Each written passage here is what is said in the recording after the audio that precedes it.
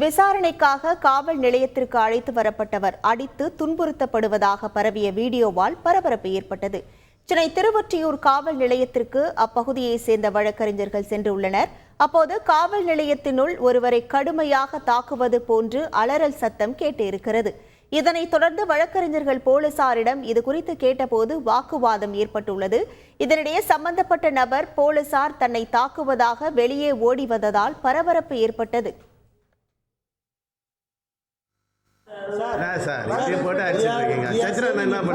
You saving him?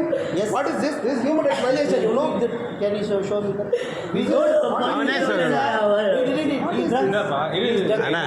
ஏன்னா இப்படி போட்டு அடிச்சிருக்கீங்க?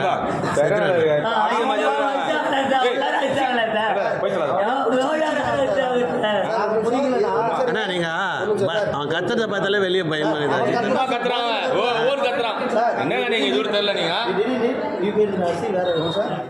போலீசார் தாக்குவதாக கூறிய நபர் திருவொற்றியூரை சேர்ந்த சிவா என்பதும் பிரிந்து சென்ற தனது மனைவி நதியாவை சேர்த்து வைக்க கோரி காவல் நிலையத்திற்கு வந்திருக்கிறார்.